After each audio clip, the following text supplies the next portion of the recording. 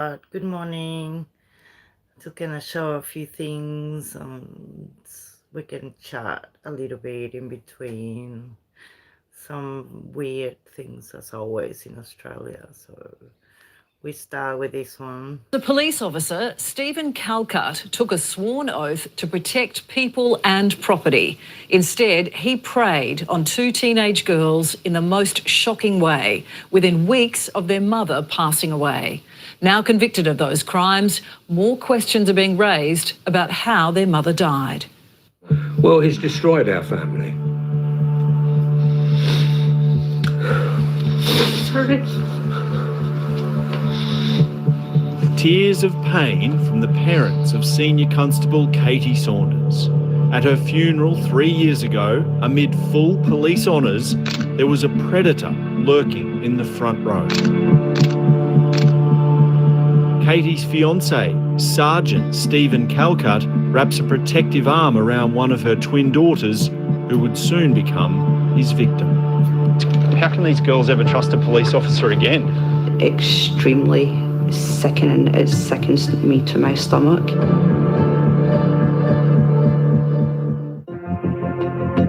Katie Saunders was a paramedic from the UK whose dream to become a police officer came true in Queensland.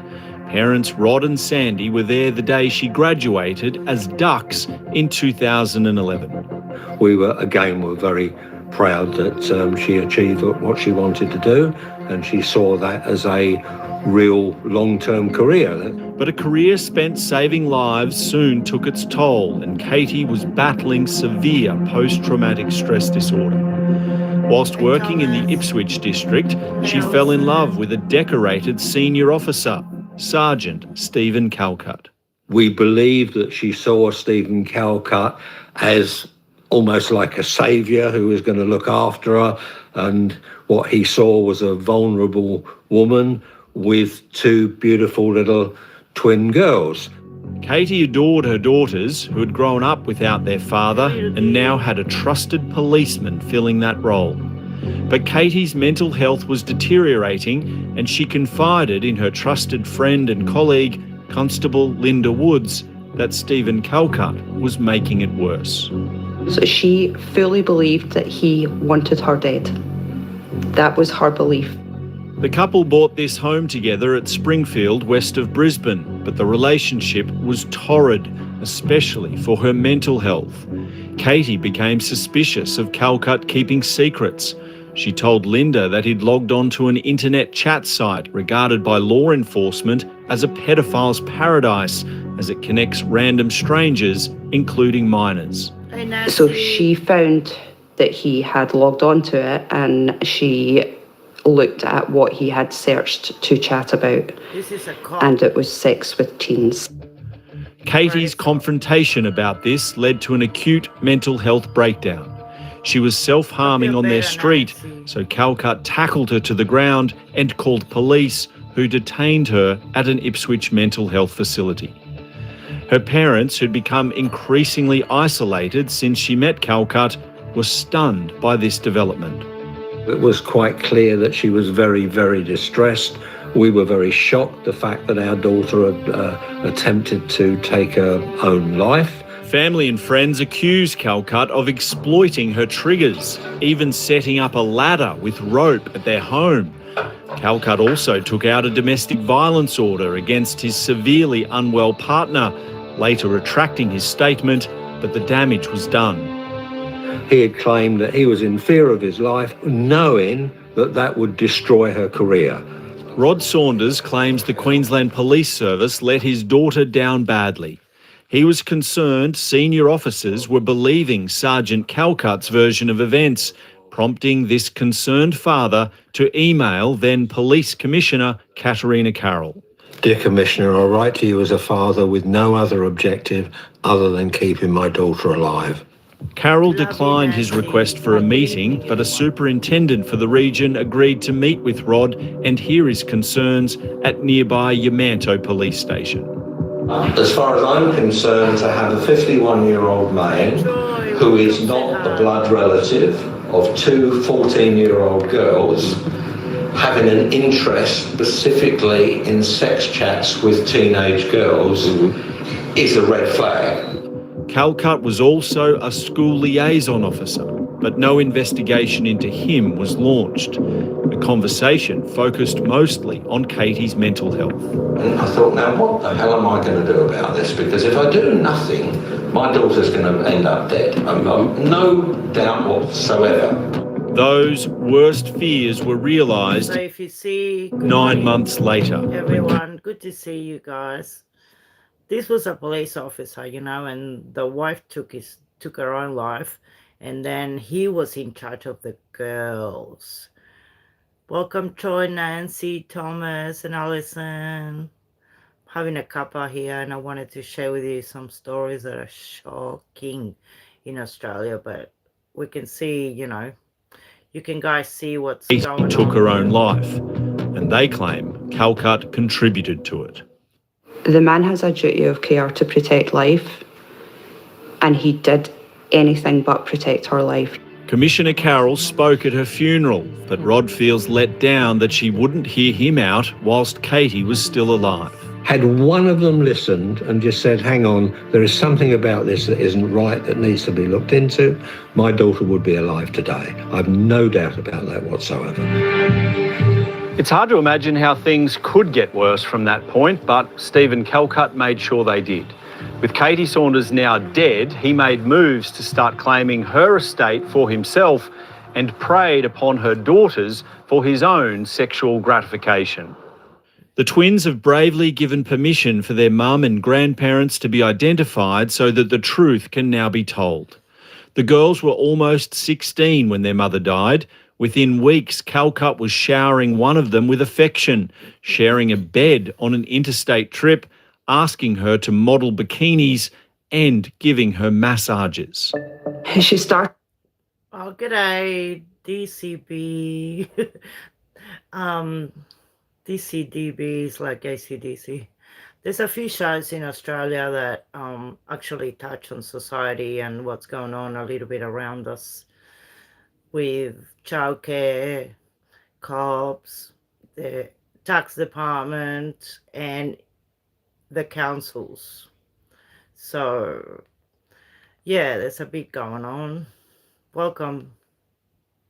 To question if this was normal behaviour for a father, and I believe she really didn't know because that's how it was portrayed, and she hasn't had a father figure in her life. Calcutt bombarding her with text messages had become normal, but it was when she discovered the purchase of spy cameras on his Amazon account that she confided in Linda Woods.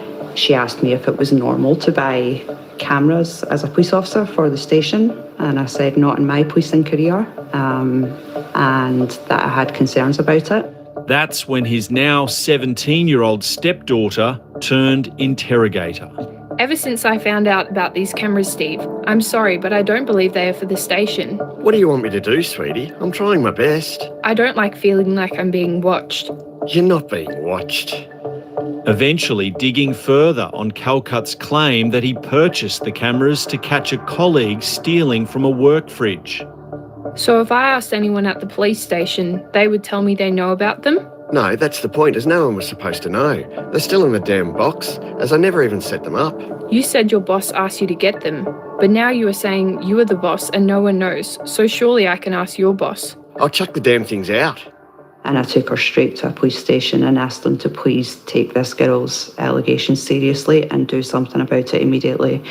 A Brisbane police station, well away from Sergeant Calcutt's district, did take the matter seriously. A search warrant at his home locating sickening child exploitation material along with videos from his spy cameras, one filming his naked stepdaughter in the shower, the other secretly filming an erotic massage from a masseuse. A third video was upskirting his other stepdaughter. This is the actions of a paedophile, but one with huge authority. We caught up with Stephen Calcutt on his way to court for sentencing. Hi Stephen, Dan Nolan from A Current Affair.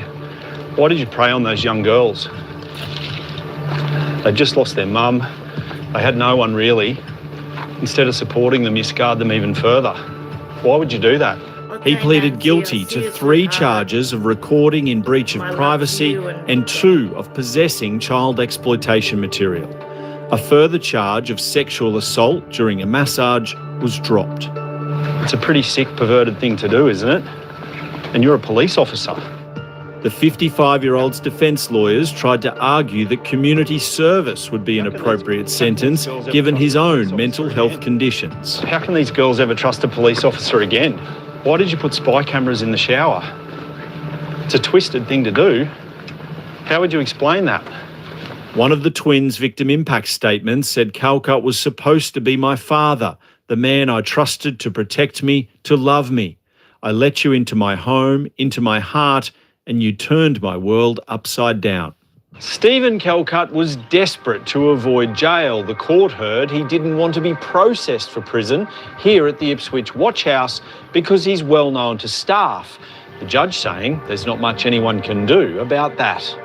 District Court Judge Craig Chowdhury describing Calcutt as depraved and a disgrace to the uniform, sentencing him to 1 year in prison, suspended after serving 3 months. Rod and Sandy Saunders are pleased this disgraced cop is behind bars, but feel the charges don't reflect the full extent of what they believe he's done. I have no words. I just don't understand it. My family is in pieces. Justice hasn't really been served for what this man's done. How would you describe what this man has done?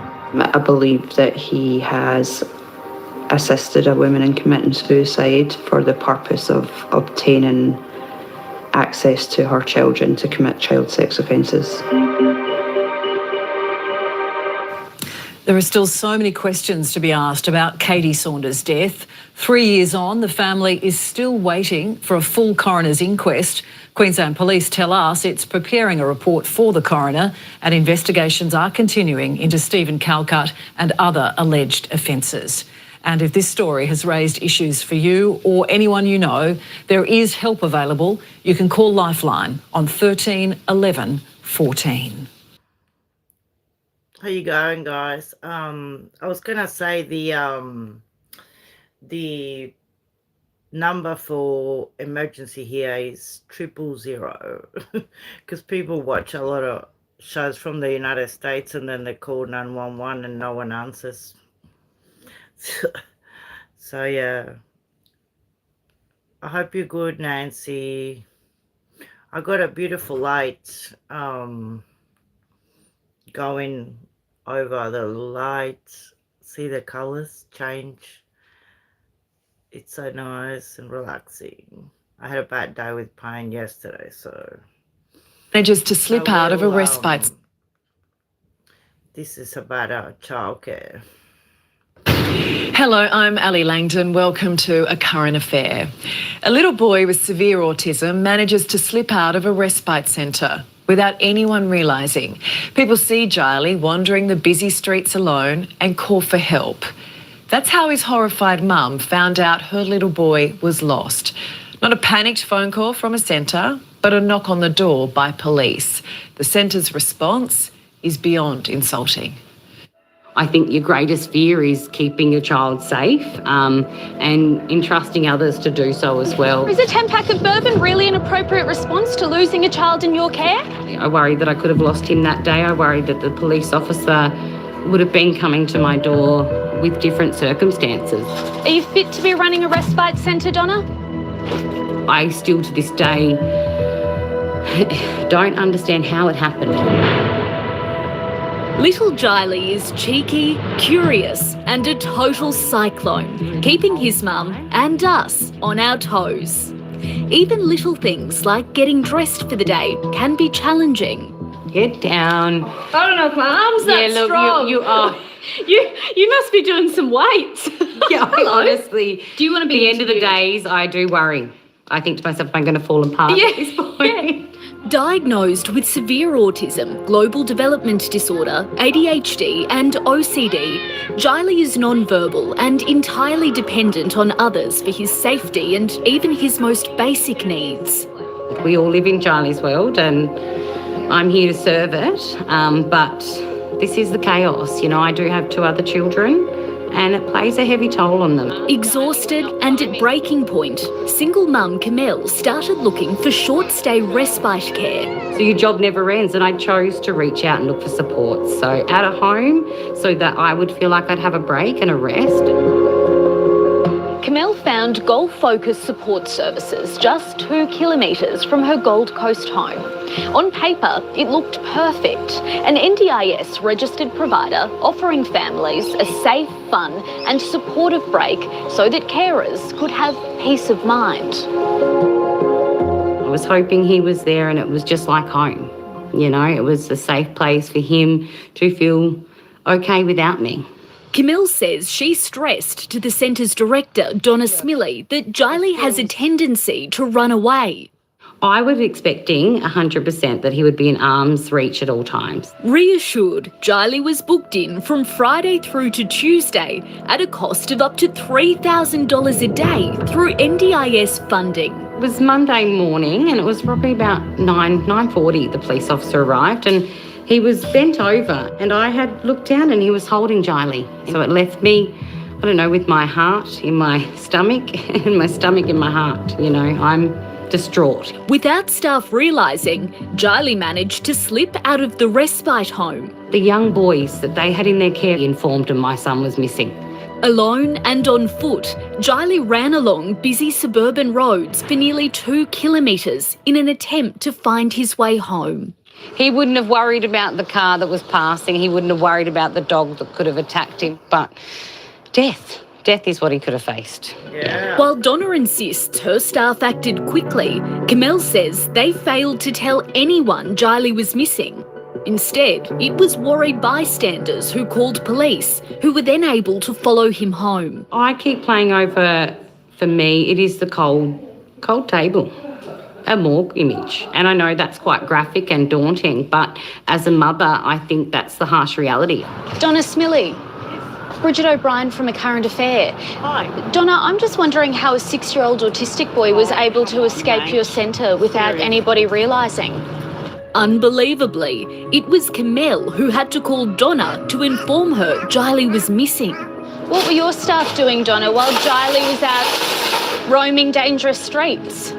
How did you not make contact yourself with the police? How did you not reach out to me and ask me if he'd made it home? While Camille waited for answers, it was Donna's apology that truly left her stunned. Her response to me was a 10-pack of bourbon and a gift pack. And she'd kept mentioning that it was her Monday off, and how do you reckon she felt that she had incompetent staff? They've given you a 10-pack of bourbon to say sorry for the trouble. Yeah. How are you feeling? Look, to be honest with you, I felt quite insulted. This is not, I just rammed up the back of your vehicle and I apologise, or, you know, I let the cat out. This is, you know, a serious thing. The next blow came just days later when Camille received an $11,000 invoice from Donna for Jiley's care.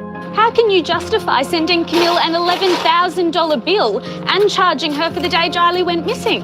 Whether or not Jiley made it to the door safe, it was an insult to injury, because you're charging me then for my own distress.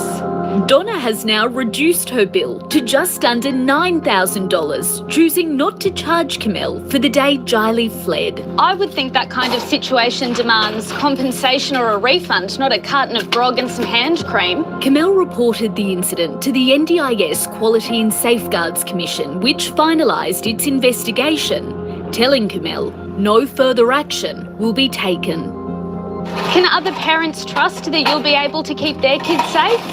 It makes me angry, and it makes me sad, and it actually just makes me stay in a distressed state. Do you have anything that you want to say to Camille or Jiley about what they've been through? Is he lucky to be alive, Donna? And Camille says she's not letting this go. She's demanding the NDIS investigate this centre so no other family is fobbed off with a sorry and a slab of bourbon. How crazy is that? $3,000 a day, right? And then $11,000. Imagine that. So the NDIS is a national disability scheme that we have here. It's an agency that looks after people with disabilities. So if you have a need, they even asked me to apply, and I thought no. They just take money making machine. They actually don't care about the victims. They victimize people with disabilities. There are some crises, some of the cases where they're supposed to look after the house, they even had rats, I think, and the house was falling apart. And no, it's just crazy, because you know the most important part is the people that you look after. You know, I work as a carer for many years with people with disabilities, and Australia has Alzheimer's Australia, which is an agency that I also work with families, and you care so much for everyone and make sure they're okay. So some people that just want to make money, you know, and they don't care about how to get it. They just don't have any regards for human life, you know. And you look and you think, oh, you live in a beautiful country, and you hear stories. It's not every day, but it's just isolated cases. But when you see it repeating and there's no justice, I think that's, you know, but some of the stories, I don't know why the camera went off. But yeah, this is another story, but it's just crazy. It's been in his family for 5 generations. Now he's being told it's getting bulldozed to make way for a bypass worth almost $1 billion. How was he told? Not the decency of a knock on the door, phone call, letter, or even an email. His daughter spotted it on Facebook. It was bush like that there, and I cleared it after a lot of hard work, and this is our legacy to our kids, you know. Staying salubrious. How are you, Canada, US? Good to see you, sweetheart. Just showing a bit of what's going on. The world. Yeah, that you're right. I don't know what you do. John Turnbull has spent the past 25 years building this home for his family. You guys go and check his channel, Staying Salubrious. His father owned it all, and Mum took it over, and they subdivided half a dozen blocks over there. This block was left. Transforming 12 acres of Ulladulla bushland into a sanctuary for 5 generations. It was their dream for a house that we could all come to, and that's what it is. John's granddaughter Laura moved in with her kids after her fiancé Jamie passed away last year. More recently, Laura's mum Melissa also moved in after she was diagnosed with breast cancer. If that's not enough heartache for one family, Laura's auntie Donna also passed away in 2023, along with John's wife Sue. She looked after it, you know. No, I thought I had enough bad luck losing my daughter, my wife, and the granddaughters, and they come along and dump this on me. Unreal. Now John and his family's been told they have to pack up and move out to make way for the Ulladulla Milton bypass on the New South Wales south coast. Laura found out about the plans for the $940 million project through Facebook. I saw that on the notice board they put up the proposed map, and I looked into it, and it was straight through our property. I can't support the destruction of people's lives, of people's houses. Shoalhaven Mayor Patricia White says discussions about the bypass date back to the 60s. She says there still hasn't been enough transparency with locals. Why weren't they knocking on the door weeks ago when they had this plan? This hasn't happened overnight. In 2020, a number of route options were tabled, including 2 roads further west. The government said a road closer to Milton and Ulladulla would be more effective at easing traffic. As a result, the option closer to town was named the preferred route, which runs alongside.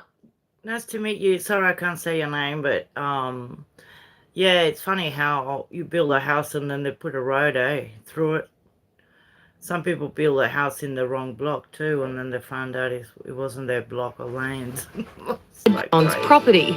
But when the final plans were posted on social media, they featured an interchange right through John's home. I said, well, you moved it up, move it back a bit. I know it's cemented in, we can't do that. But I said, well, where am I going to go? She said, you have to find somewhere else.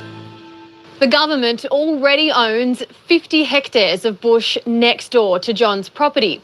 Land Transport for New South Wales has decided not to touch because it would create a curve in the road.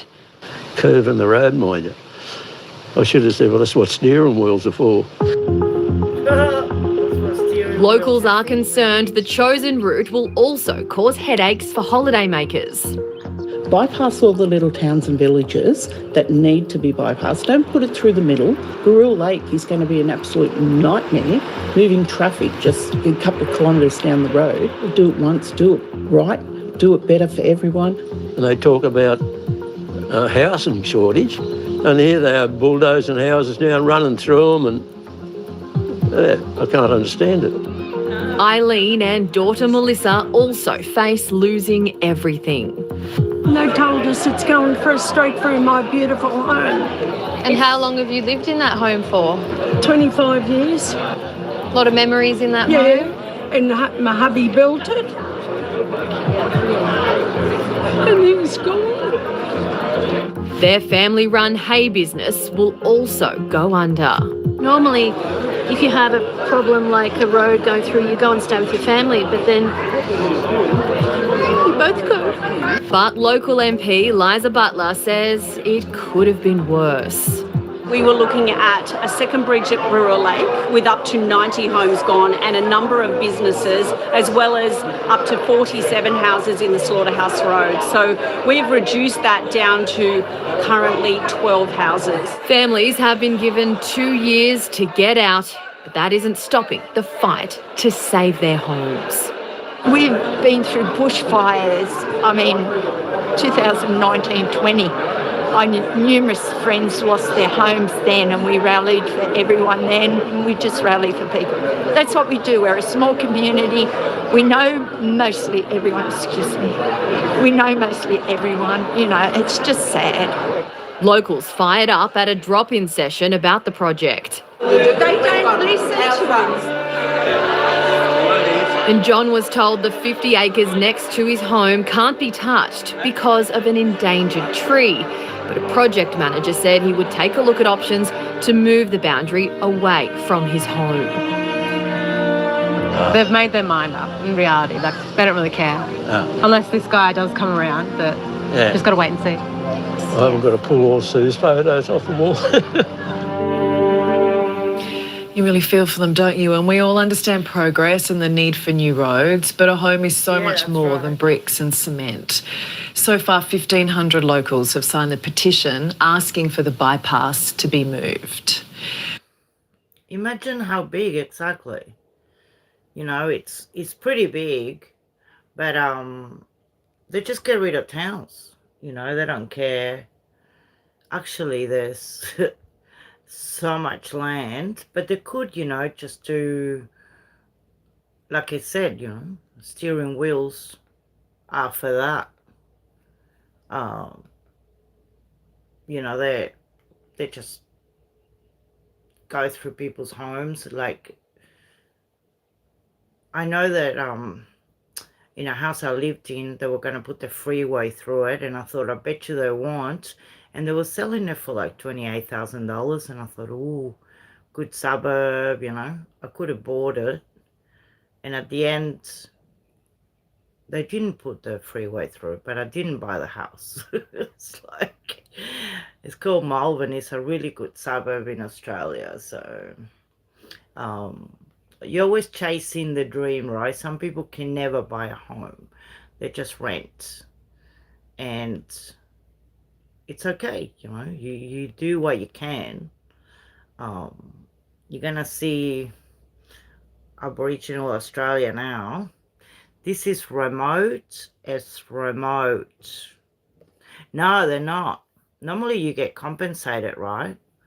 So they will pay you to move. But no, they're not getting compensated. Unless you can build a house somewhere else, you know what I mean? Look at Australia, how big that is. But that's the desert. You know, this is where people make money with opals. This story is 3.5 hours south of Alice Springs, a dirt track off the Stewart Highway ends at an old car bonnet with a hand-painted warning, no visitors, no travel. This is the gateway to the APY lands. 103,000 square kilometres of country in the far northwest of South Australia, owned entirely by the Anangu Pitjantjatjara Yunkajarra people.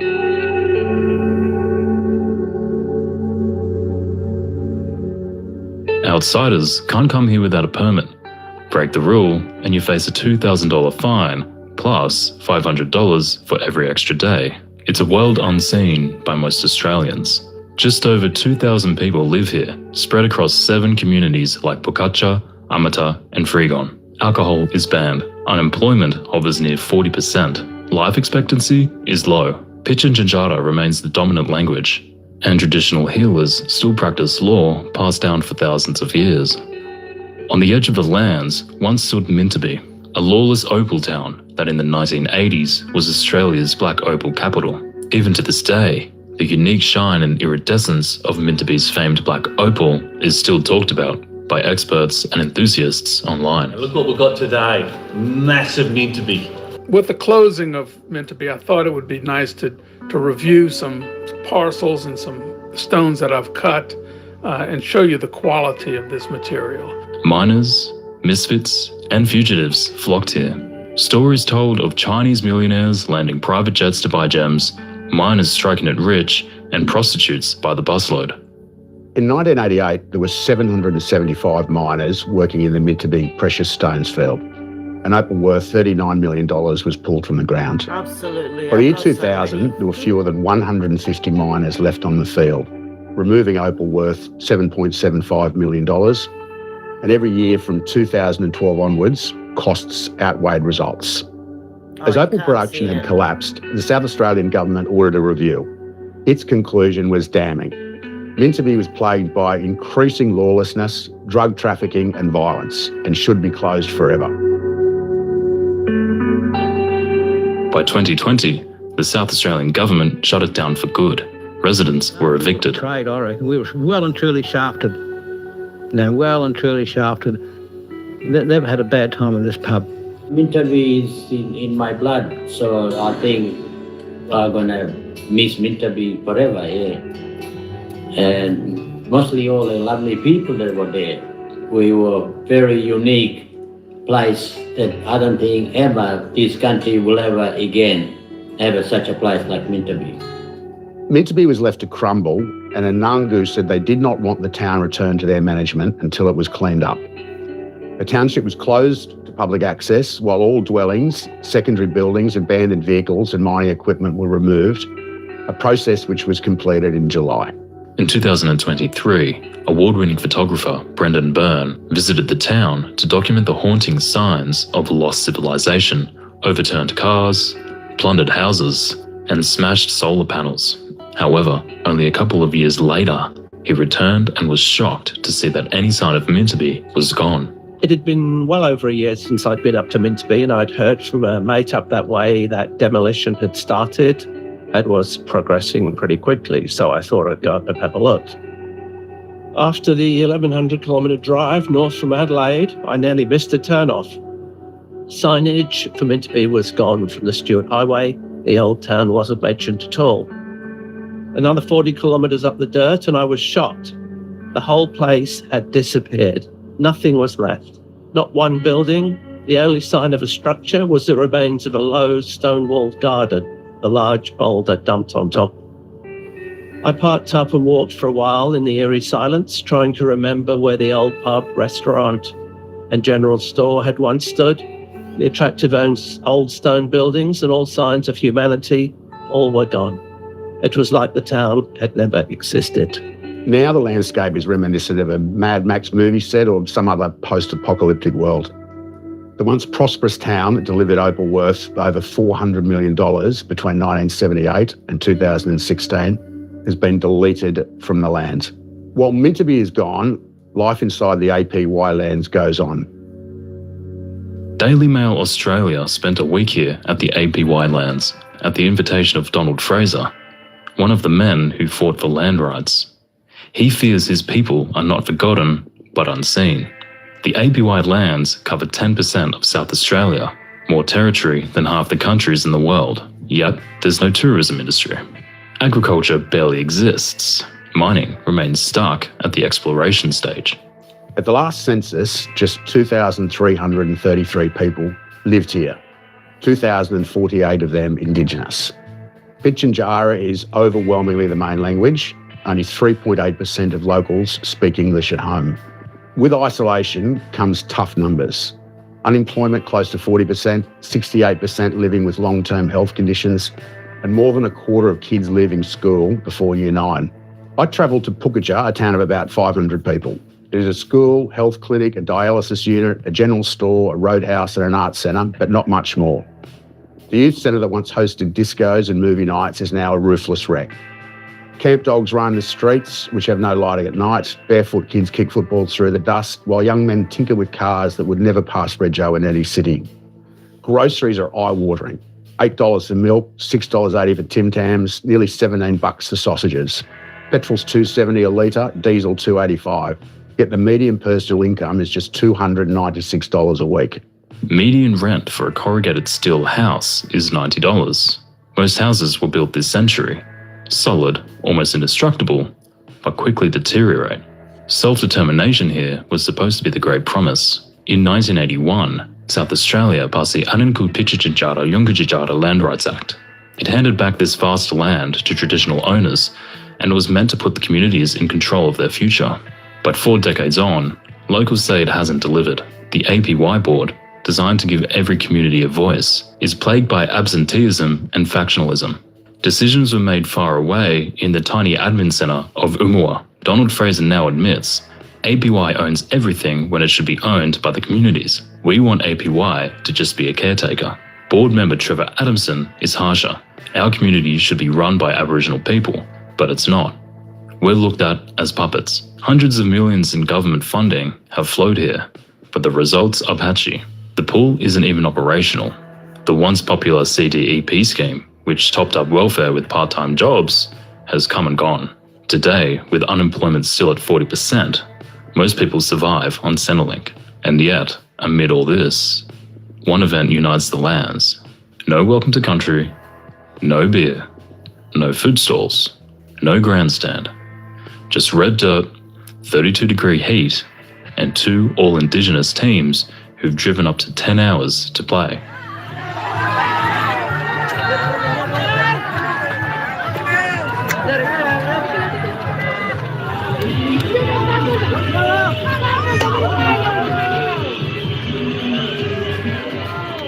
This is the APY League Grand Final, the most remote footy decider in Australia. The league covers almost 200,000 square kilometres. Teams travel vast distances to play on dust ovals. Some players run out barefoot. It's more than a game. It's the one day the entire region comes together. Proof that culture and pride endure, even where self-determination has stumbled. Behind a no visitors sign is a world most Australians never see. While Minturpie is gone, life inside the APY lands goes on.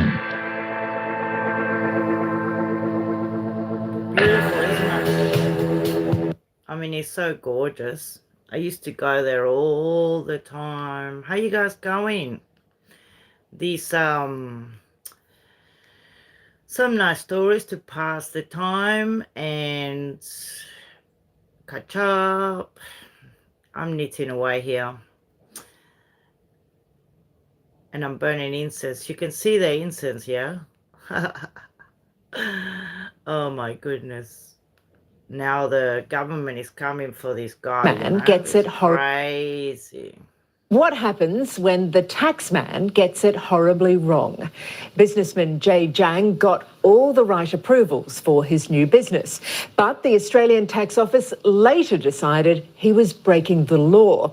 He was arrested, thrown in jail, and even lost his sister, thanks to the ATO's ruthless campaign. Well, it's taken a decade, but he's finally proven his innocence. ATO doesn't care about human costs. They feel it's just a number. Relaxing. And weird. This shouldn't be the only way Jay Jang can visit his sister now. He blames her sudden death on the Australian Tax Office. When they come for you, it's absolutely relentless. I barely survived. My sister obviously didn't. Debbie Ingleton shares the same feeling. You don't know what's going to happen because you're in the tap of the ATO.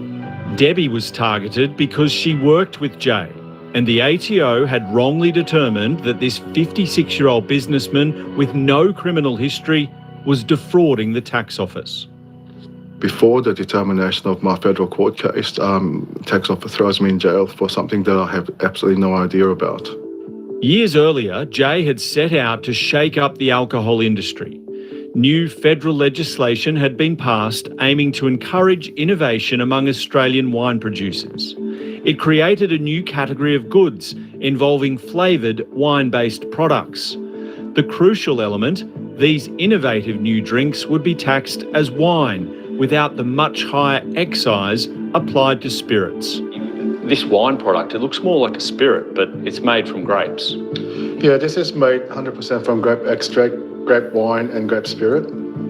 We clean it, we filter it and remove the odour. It doesn't look like wine, but it's definitely wine-based beverage. And before he even got serious about producing and bottling this stuff, he applied to the tax office for what's called a private ruling. Basically, the ATO tells you how you'll be taxed before you commit to the start-up costs of production. I've got that private ruling from 2011 here, and it states very clearly that your product is rebatable wine.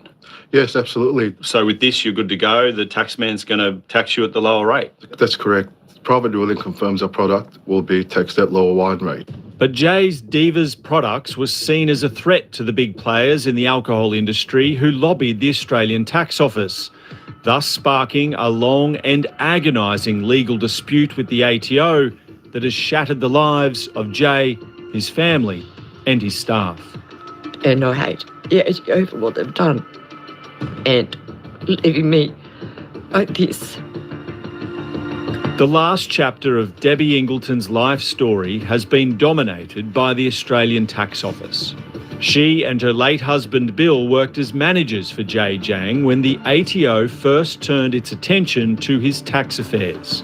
In 2010, coordinated raids by the ATO targeted Jay's business premises and home as part of what became a criminal investigation. The Ingleton family home on the Gold Coast was also raided as the couple had been made directors of one of Jay's companies. They went through everything. They went through personal stuff. They went through my underwear drawer, my bra drawer, any drawer. ATO officers seized and copied every document on the premises, business or personal, even their birth and marriage certificates. They kept asking my husband, Bill, where the money was, and he said, I don't know what you're talking about. There's no money here. We rent, we struggle, and, there's no money. Debbie had a history of cancer and had severe mental health issues at the time. A letter from her psychologist stated she was suffering from severe depression with suicidal tendencies, and her symptoms are being exacerbated by the ATO. One of the ATO officers would constantly ring. How many times a day was he calling? I think at the end it got to about 10 or 12 a day. She claims the ATO continued these practices after receiving her psychologist's letter. And I would lock myself in the home bathroom and think of ways to kill myself because I was so desperate. Debbie suffered a nervous breakdown and was hospitalised. One tax officer was removed from the case, allegedly due to non-compliance with ATO guidelines. I gives the ATO the right to treat people that way? ATO has a job to do, and that's no question that has to be done, but not at any cost, especially when mental health and someone's suicidal. A year later, nothing had come from the criminal investigation and no charges were laid. Jay Jiang assumed he was in the clear, but applied for another private ruling from the ATO which clarified his products were still classed as wine. But in 2013, Jay claims his companies were subjected to aggressive audits. A new tax assessment was raised, unlocking one of the ATO's incredible coercive powers known as a garnishee notice, where it orders banks to divert money belonging to a business to settle the alleged tax debt. Garnish action is the most aggressive form of ATO action that, in my view, that is destructive and harmful for a business. You literally can't run a business when there's a garnish on because there's no cash coming into the business while the expenses are still continue to be paid. If the ATO, the tax office, forms an opinion that you owe some money, that opinion, whether it's true or not, becomes a tax debt at law. Ken Phillips is a small business advocate and outspoken critic of the ATO's extraordinary powers once it has you in its sights. They literally can destroy you. They have the power under the law to do that, and they do it. Jay's business was subjected to a wind-up order, which would have destroyed it, only surviving after an objection to the ATO was expedited and then ruled in his favour. But the tax office wasn't stopping. In early 2015, he, along with Debbie and Bill Ingleton, received a letter to say they were under criminal investigation again, relating to matters alleged to have taken place almost a decade earlier. Initially, I actually didn't think much of it because I thought this must be just a mistake. When the full realisation of it hit, what did you think at that point? My world fell apart. I didn't know again what it was all about. It's a matter that's going back 7 to 10 years. In March that year, the tax office made an important change. It announced that clear and characterless grape-based products, like those made by Jay, were now likely subject to excise, the high tax paid on spirits, denying Jay a permit he needed to continue operating. He then lodged another objection with the ATO, which this time took 16 months before being rejected. So Jay then took the matter to the federal court in Victoria to adjudicate. Before Jay could get his day in court, he temporarily moved his operations to New Zealand to keep the business afloat. There was absolutely enormous amount of legal costs that impacted our business. It was actually perpetual survival mode where we had to find a way to survive each day. Community, to me, it means feeling safe, feeling like you... The ATO is the Australian Taxation Office of Australia. So the ATO will determine how much tax you pay, and sometimes if they say, well, you owe us money, this is what happens. They just chuck you in jail and look for the money. And if there is no money, and you're not lying, then what do? They have a lot of power here. Because, you know, when you work, you pay your tax. And they determine how much you earn, how much tax you pay. That's how it is. So, yeah. It's a story that can happen to anyone, really. Especially if you have a business. It's crazy. While the ATO claimed his drinks were now to be taxed as spirits, Australian Border Force found them to be compliant with a wine-based product, so he was free to import the same beverage from New Zealand at the lower tax rate. His sister Deanna, an academic at Bond University, decided to help her brother in his battle for survival, helping finance the New Zealand operation and becoming a company director. The ATO then made her a target too, raising an unexpected new tax assessment and immediately garnishing her wage from Bond University. When the ATO starts garnishing her salary, they're basically telling her employer that she owes a debt to the tax office. How did that affect her? It totally destroyed her mentally. I mean, after all, she's not a businesswoman, she's an academic. assisting the family to ensure we survive through our business. On the 1st of November 2017, Deanna took her own life. The PhD she was still completing was awarded posthumously, now etched in stone at her grave in Sydney. It was total shock, of course, but the pain is indescribable. Who do you blame for your sister's death? Absolutely tax office. They should have considered their actions much more thoughtfully.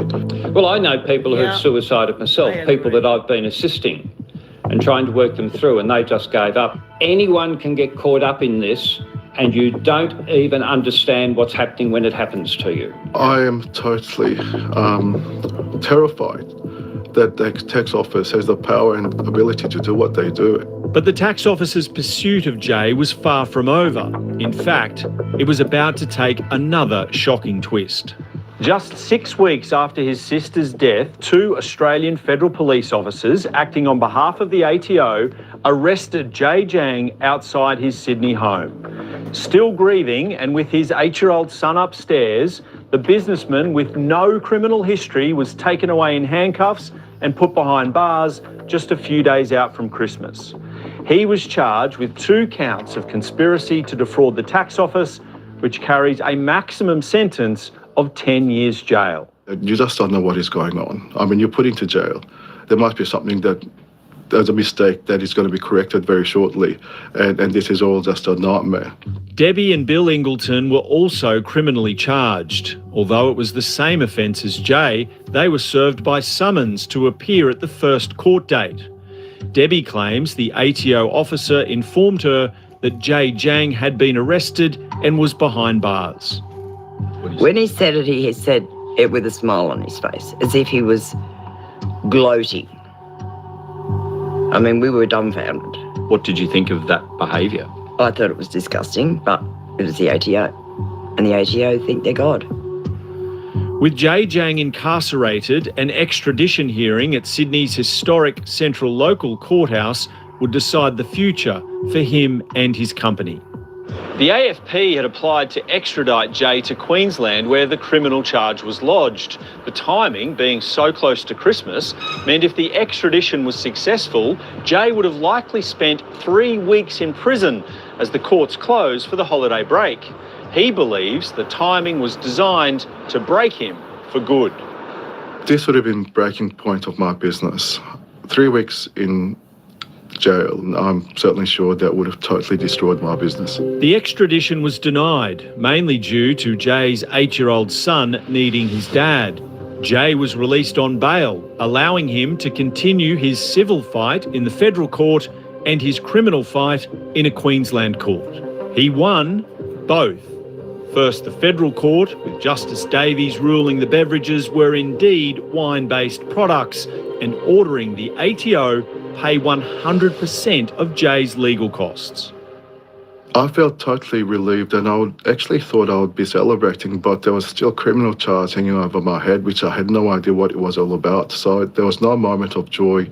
After 2 years and 6 months of being on bail with strict reporting conditions, Jay's criminal charges were eventually dropped. Court records here at Southport reveal that the prosecution had no evidence to offer. I felt relief, but also I felt very angry. I felt, why was this ever to take place? Bill Ingleton's charges were dropped too, but Debbie was forced to wait an agonising 13 months longer, with a jail sentence hanging over her head. Why did I have to wait another 13 months to go through my paperwork? Like, I mean, if you're charging someone, haven't you already got the paperwork? She made the trip to Southport Court to also hear the words, no evidence to offer. Bill had said to me to stay home and just let the lawyer handle it, and I said, no, I have to hear it for myself. I have to hear the judge say you're dismissed of all charges. I grew 5 inches that day because I felt so light that it was all gone. That phrase, no evidence to offer, what does that say to you? That they were fishing. It was just in my opinion, a big fishing expedition.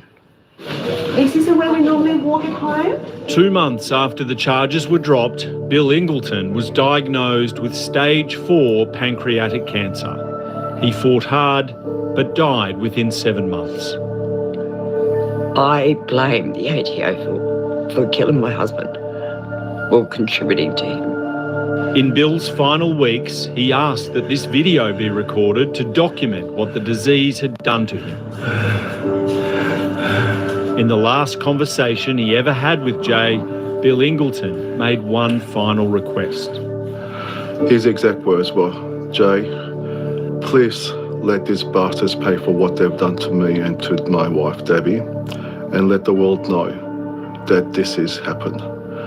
Even now, it makes me tear up because I've never heard my husband beg for something to be done, and Jay's following through with it. Debbie says she weighed 72 kilograms before the ATO entered her world. Now she weighs just 43 kilos. Jay believes the couple were only ever implicated in his case to become potential witnesses against him. How grateful are you for them telling the truth? I owe my life to them because it wasn't for them. Sorry.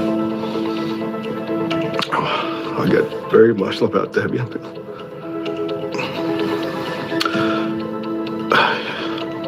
They could have easily gone against me, and my life would not have been the same. The impact this case has had on so many lives weighs heavily on Jay Jang. He's now filed complaints about the ATO's conduct with the Inspector General of Taxation and the National Anti-Corruption Commission. Do you think the tax office realise the cost that this can have? My personal opinion, I don't think they do. I don't think they care. In fact, I believe this is continuing as we speak today to other people, and that's why I'm speaking out loud. The Australian Taxation Office is required by law to conduct itself as a model litigant in legal proceedings, needing to do the right thing, be fair, and have the highest professional standards. We have to make sure that people pay the correct amount of tax, not the amount of tax that the ATO bludgeon out of you. What do you hope tax office staff might learn or be able to understand better from hearing your story? Treat people with respect. They're not pieces of dirt. You're not God. You think you are, but you're not. You're dealing with people's lives, feelings.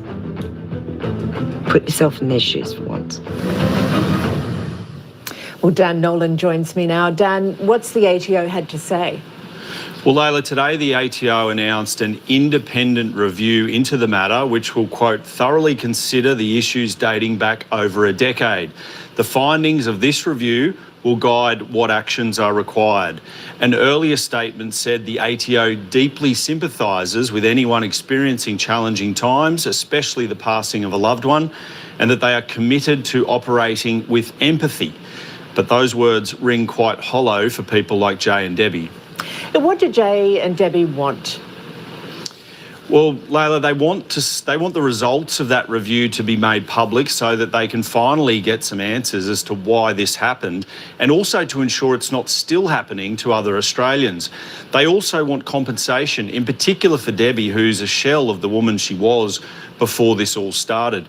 And Layla, tomorrow night we're going to expose more details on the specific mistakes they feel were made by individual ATO investigators as we continue to fight for answers and ensure action is being taken to address some of the devastating outcomes of this case. Layla?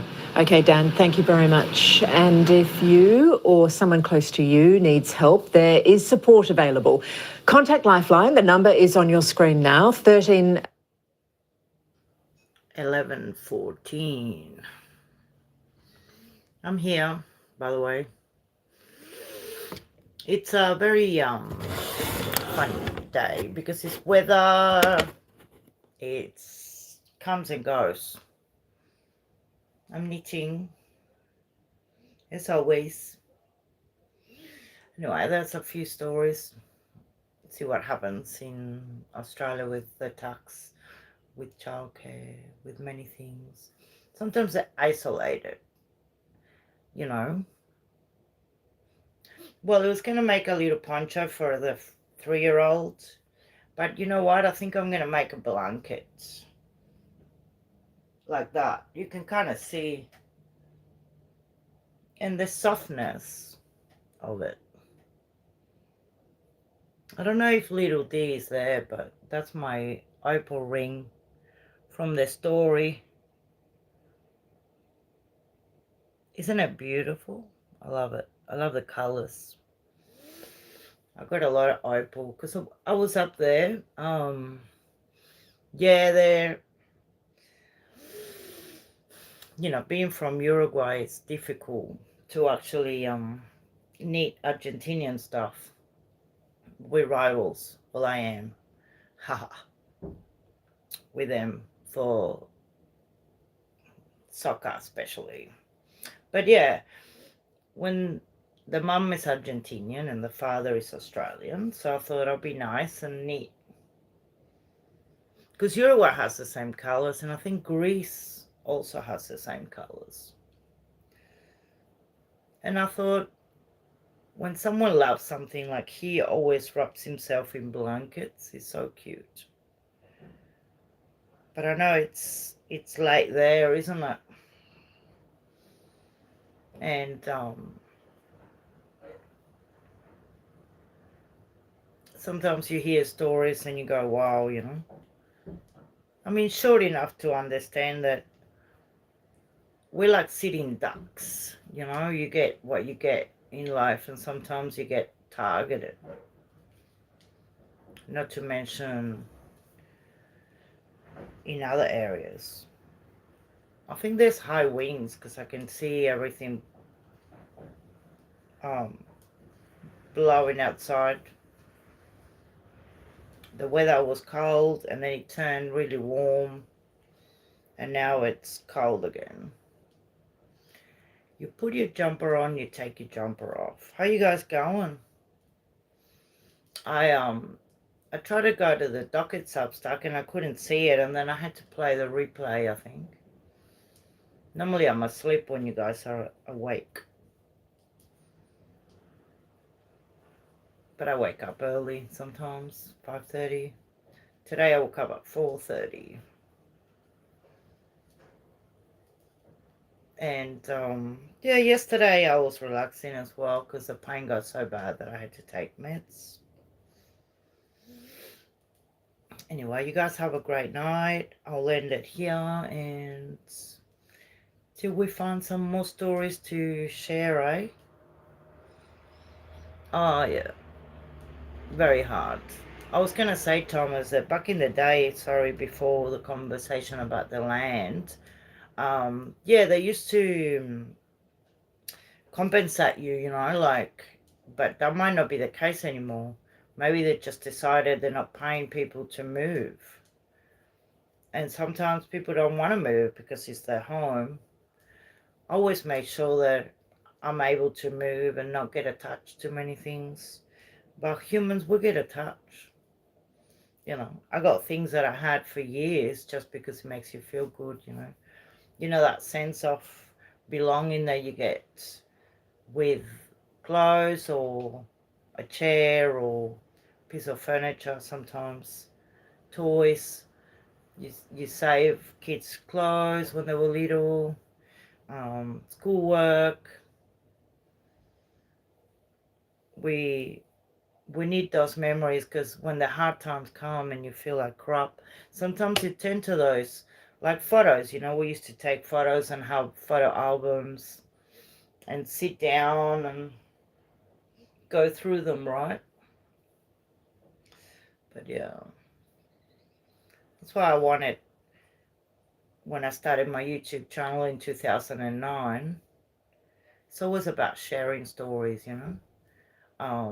It's about getting close, and if you have something to say, say it. If you have a concern, that we can all help each other.